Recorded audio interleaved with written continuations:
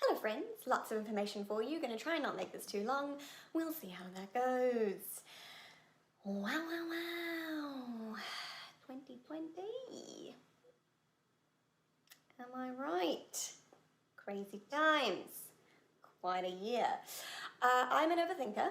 Love to think about things. Recently, I have been thinking about the people that I have been lucky enough to know in my life, and one of those people was my grandpa. He was an exceptional man. And one of the things that I remember the most about him is that he loved stories. There was a couple of days when I was younger. My parents went away, my grandpa came to look after me and my brother.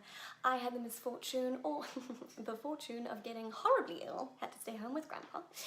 And I just remember him making me a big old cup of tea and sitting in the lounge of our tiny log cabin in the middle of nowhere, South Africa, and reading to me for hours. I have always loved reading and writing and stories.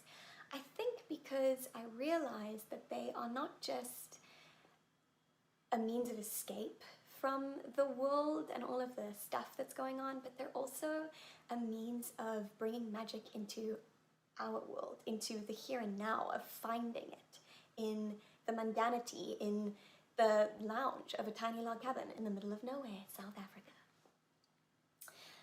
So I am very lucky to know a number of very sweet children here in Los Angeles, and I've been thinking about them recently too, and about the books that I really enjoyed when I was growing up.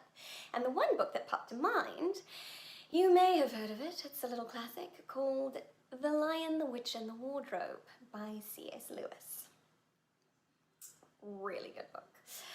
For anyone who's not familiar, The Lion, the Witch, and the Wardrobe is a story about 4 children who are trapped inside. Can't relate. Admittedly, they're trapped inside for a day because it's raining outside, but the book is set in England in World War II, and so the outside world of these children is a very scary, uncertain, overwhelming place. And while they are trapped inside, one fateful day, they stumble upon an escape into a world full of magic and adventure and hope. And it got me thinking, wouldn't it be cool if, while we are stuck inside and the outside world is quite a scary, uncertain, little bit of an overwhelming place, wouldn't it be cool if we had an escape into a magical world full of adventure and hope? So, reached out to the C.S. Lewis Company. They responded. What? And they have very generously given me permission to do a live reading of The Lion, the Witch, and the Wardrobe next week. Very excited about it. Don't know if you can tell. I feel I'm hiding it pretty well. We're going to break it up into a couple of different days because sitting through an entire book in one go is kind of hectic for anyone, regardless of age. So we're going to do a couple of chapters a day for 4 days. I'm going to stream it live on YouTube. I'm going to figure out how to do that.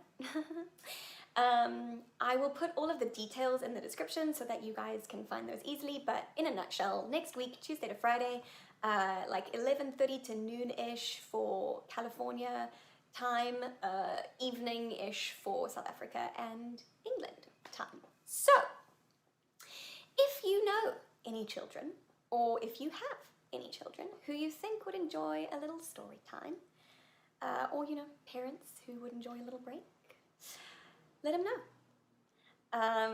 I will say that one of my favorite things about this book is that while it is a story about children, it's not just a children's story. So even if you don't have children, if you just feel like you need a little bit of magic in your day, maybe a little escape, or you know someone who needs a little magic in their day, come on in. Sit upon my virtual carpet and I will read to you, my children, be you 5 or 55.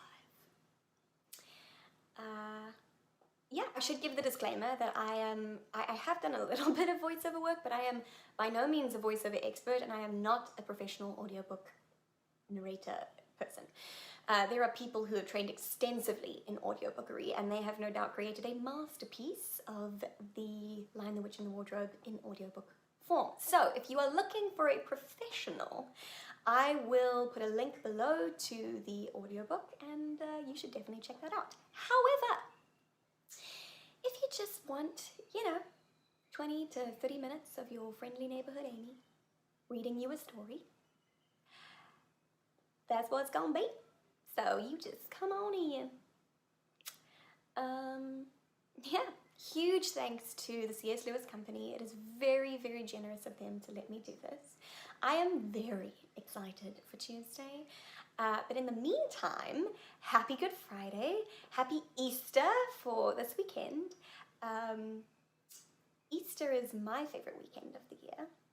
And I think it's pretty apt that this year it's falling in the middle of a pandemic, because for me at least, Easter has always been a reminder that even in the darkest of times, there is always hope. So here's to a weekend full of hope, and I will see you Tuesday. You will see me Tuesday. Whatever, you know what I mean. Bye!